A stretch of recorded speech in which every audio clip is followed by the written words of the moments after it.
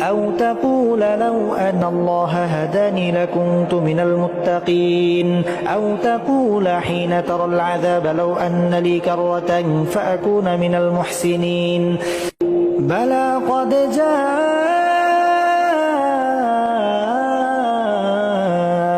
آياتي فكذبت بها واستكبرت وكنت من الكافرين ويوم القيامة ترى الذين كذبوا على الله وجوههم مسودة أليس في جهنم مثوى للمتكبرين وينجي الله الذين اتقوا بمفازتهم لا يمسهم السوء ولا هم يحزنون الله خالق كل شيء وهو على كل شيء وكيل له مقاليد السماوات والأرض والذين كفروا بآيات الله أولئك هم الخاسرون قل أفغير الله تأمروني أعبد أيها الجاهلون ولقد أوحي إليك وإلى الذين من قبلك لئن أشركت ليحبطن عملك ولتكونن من الخاسرين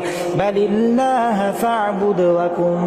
من الشاكرين وما قدر الله حق قدره والأرض جميعا قبضته يوم القيامة والسماوات مطويات بيمينه سبحانه وتعالى عما يشركون ونفخ في الصور فصعق من في السماوات ومن في الأرض إلا من شاء الله ثم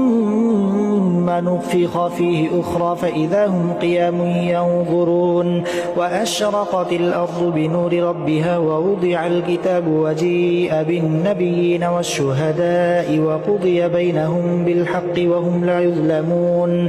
ووفيت كل نفس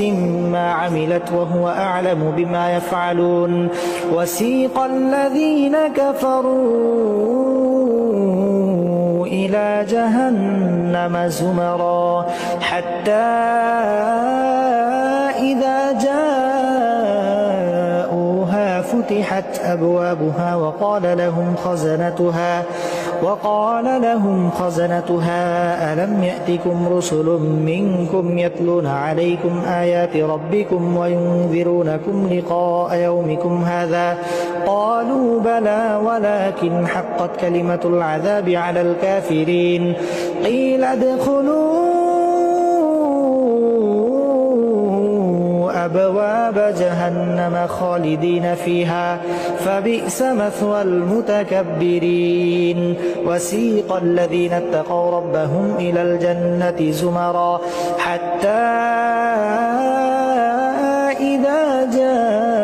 جاءوها وفتحت أبوابها وقال لهم خزنتها سلام عليكم طبتم فادخلوها خالدين وقالوا الحمد لله الذي صدقنا وعده وأورثنا الأرض نتبوأ من الجنة حيث نشاء فنعم أجر العاملين وترى الملائكة حافين من حول العرش يسبحون بحمد ربهم وقضي بينهم بالحق وقيل الحمد لله رب العالمين.